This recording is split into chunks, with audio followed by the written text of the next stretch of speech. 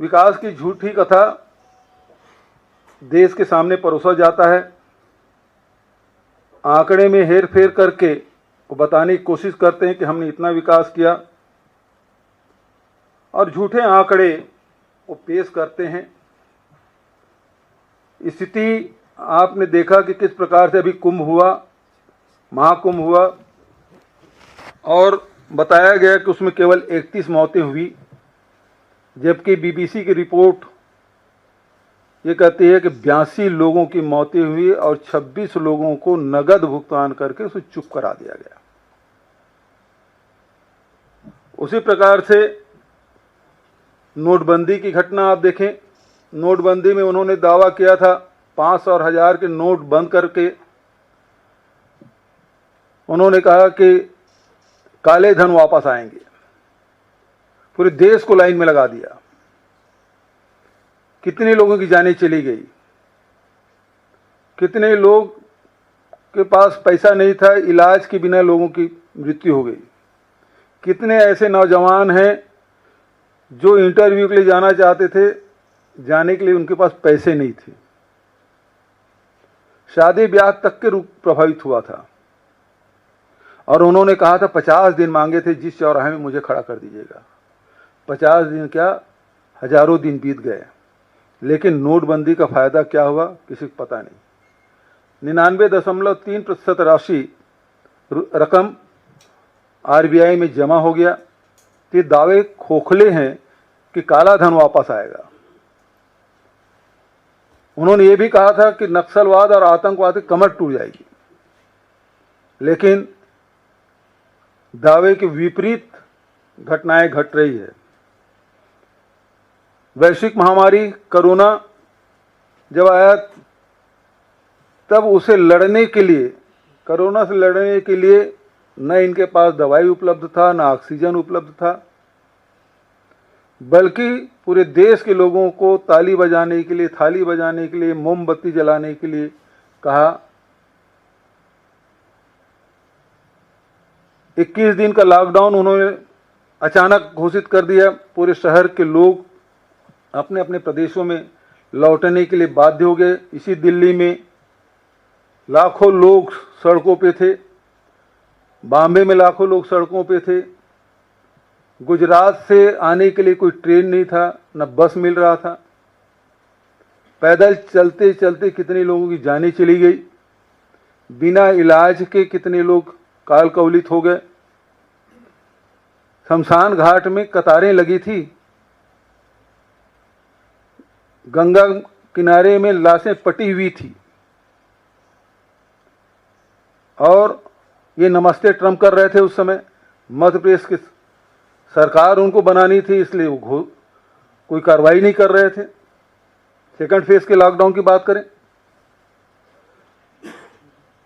तो बिना विचारे लॉकडाउन जो लगाया, उस समय हमारे नेता राहुल गांधी जी ने सचेत भी किया था, इससे दूरगामी परिणाम होंगे, बिना तैयारी के इस प्रकार से न करें। लेकिन कहाँ मानने वाले, कहाँ सुनने वाले। स्थिति देखें कि जो आंकड़े हैं उससे कई गुना ज़्यादा लोगों की मौतें हुई। वैक्सीन लाया गया, वैक्सीन का खूब प्रचार किया गया, और उस सर्टिफिकेट में अपना फोटो भी छपवाए। लेकिन स्थिति ये है कि पोस्ट कोविड भी लोगों की मौतें हो रही है, उसका कोई अध्ययन नहीं है। जवान लड़के लड़कियां जिम में एक्सरसाइज करते हुए लोगों की मौत हो रही है। शादी के समय फेरे वरमाला डालते डालते लोगों की मौत हो रही है। ये स्थिति पूरे देश में है, और अभी भी पोस्ट कोविड की जो समस्या है उससे जूझ रहे हैं, लेकिन उसका कोई निदान नहीं है। तीसरी बात यह है कि भारत की अपनी विदेश नीति रही है, और उस विदेश नीति नेहरू जी से लेके मनमोहन सिंह जी तक जो विदेश नीति, उसमें कोई परिवर्तन नहीं आया। और इस कारण से पूरी दुनिया में भारत के आवाज़ को बड़ी गंभीरता से सुनते भी थे, और उसको उसके हिसाब से लोग जुड़ते भी थे। लेकिन अभी जो हाल की जो घटना घटी, जो आतंकवादी घटना हुआ और आतंकवादी घटना के पूरे देश ने, दुनिया ने उसकी आलोचना की, लेकिन ऑपरेशन सिंदूर के बाद स्थिति ये है कि कोई भी बड़े राष्ट्रों को छोड़ दीजिए, छोटे छोटे देश हैं वो भी हमारे साथ नहीं खड़े थे। पाकिस्तान तो हमारा विरोधी शुरू से रहा, दुश्मन देश रहा है, लेकिन हमारे पड़ोसी जितने भी देश हैं, चाहे वो नेपाल हो, भूटान हो, चाहे वो बांग्लादेश हो, चाहे श्रीलंका हो, कोई हमारे साथ खड़ा नहीं हुआ। और ऊपर से स्थिति ये कि जो कहते थे पापा ने वार रुकवा दी, स्थिति ये है कि जब भारत पाकिस्तान का ऑपरेशन सिंदूर हो रहा था, लड़ाई चल रही थी, उस समय अमेरिका आधा घंटा पहले अमेरिका के राष्ट्रपति ट्वीट करते हैं और कहते हैं कि मैंने सीज फायर करवा दिया। और एक बार नहीं 11 बार,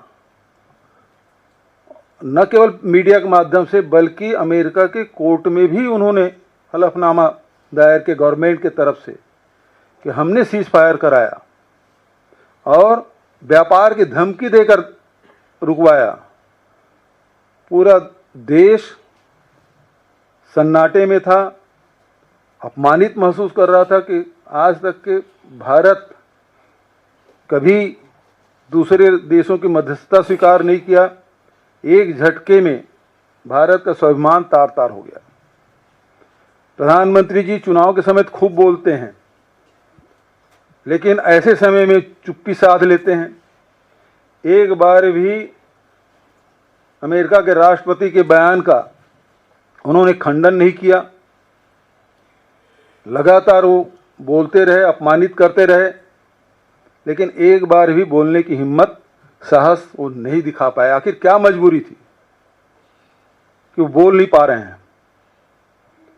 तो ये स्थिति ऑपरेशन सिंदूर के बाद पूरी दुनिया से हम अलग थलग पड़ गए हैं।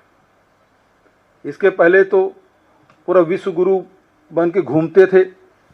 जितने देश वो घूमे हैं प्रधानमंत्री जी, उसमें से 1/4 देश भी समर्थन में खड़ा हो जाता ऑपरेशन सिंदूर में, वो तक नहीं हुआ।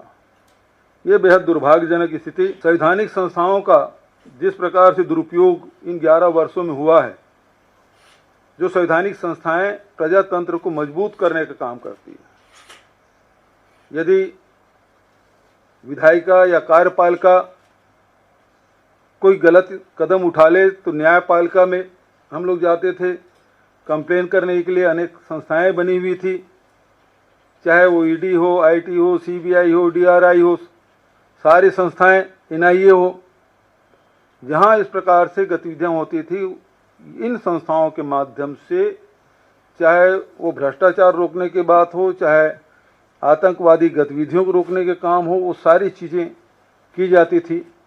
लेकिन आज सबको दबाव में, और जो इलेक्शन कमीशन है वो भी भारतीय जनता पार्टी सरकार के दबाव में है और कोई हिम्मत नहीं कर पा रहा है। ये अपने भारतीय जनता पार्टी के हितों के सुरक्षित करने के लिए इन संस्थाओं का दुरुपयोग जो किया जा रहा है, इसके कारण से निश्चित रूप से प्रजातंत्र कमजोर हुई है। स्थिति ये है कि प्रधानमंत्री पहली बार कभी उसके शिक्षा के बारे में चर्चा नहीं हुई, लेकिन उनके सर्टिफिकेट के बारे में चर्चा हो रही है, कितने पढ़े लिखे हैं उसके बारे में चर्चा हो रही है। तो स्थिति तो ये है, अनपढ़ हैं कि साक्षर हैं, इसकी भी चर्चा देश में हम सुन रहे हैं। लेकिन कुपड़ है, ये भी हमने देखा है कि किस प्रकार से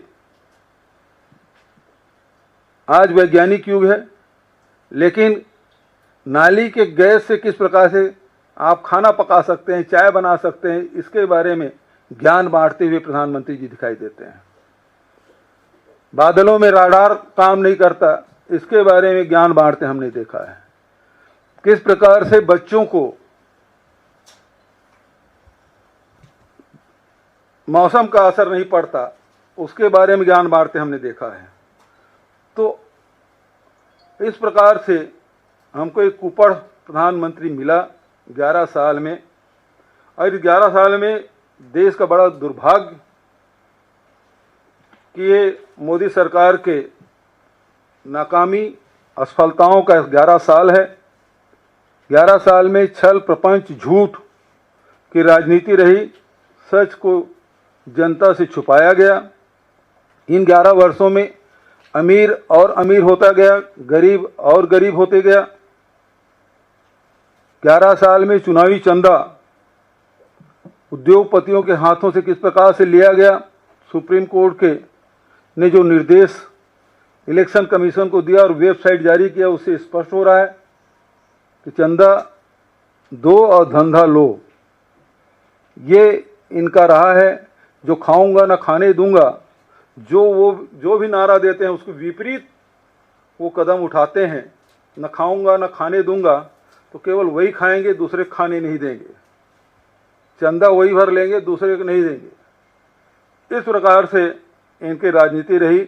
आपके सारी किसानों के बारे में कहाँ आय दुगुना करने की बात आपने की थी, कहाँ आपने ये कहा था कि स्वामीनाथन कमेटी की रिपोर्ट लागू करेंगे।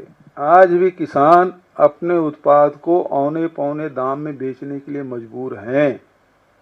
आप हरियाणा में, मध्य प्रदेश में 3100 रुपया में धान खरीदी की घोषणा आपने की थी, प्रधानमंत्री खुद कहा था, लेकिन क्या खरीद रहे हैं वहां?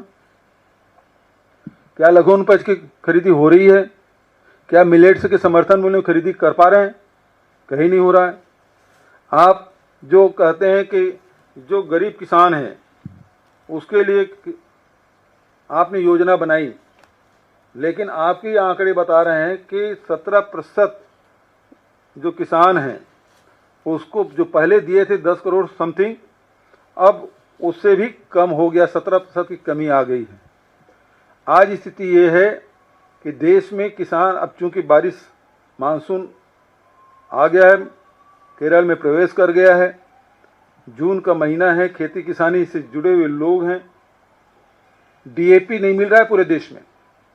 डीएपी खाद जो किसानों को सबसे प्रिय खाद है, जो किसान सबसे ज़्यादा पसंद करते हैं, डीएपी और यूरिया, तो आप डीएपी उपलब्ध नहीं करा पा रहे हैं।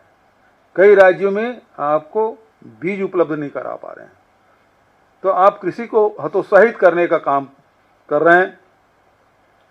फसल बीमा योजना आप अपने मित्रों को लाभ पहुंचा रहे हैं। 30% कृषि ही इसमें कवर हुआ है, और बीमा की राशि भी 6 महीने से 12 महीने मिलने में लग रहा है। अभी कितने ही राज्यों में ओले गिरे, बेमौसम बारिश हुई, उसमें फल सब्जी गर्मी फसल बर्बाद हुआ, बीमा का कोई लाभ नहीं मिला है। तो आप जो जितनी भी योजना आप बता रहे हैं, शौचालय की बात आप करते हैं, जिन जिलों को, जिन गांवों को आपने ओडीएफ प्लस घोषित किया हुआ है, आज भी खुले में शौच करने के लिए मजबूर है। कारण बहुत सारे हो सकते हैं, लेकिन महत्वपूर्ण कारण ये है कि पानी की कमी। आपने शौचालय तो बना दिया, पानी है ही नहीं। यदि मैदान में जाते हैं तो 1 लोटा पानी लगेगा, लेकिन यदि आप टॉयलेट में जाते हैं तो 5 लीटर पानी लगेगा आपको। पानी है ही नहीं। उसी प्रकार से नल जल योजना भी आपका असफल साबित हुआ। नल जल योजना, टंकी तो बन गया, पाइपलाइन बिछा नहीं, पाइपलाइन लग गया तो टोटी नहीं, टोटी लग गया तो उसमें हवा निकल रहा है, पानी नहीं आ रहा है।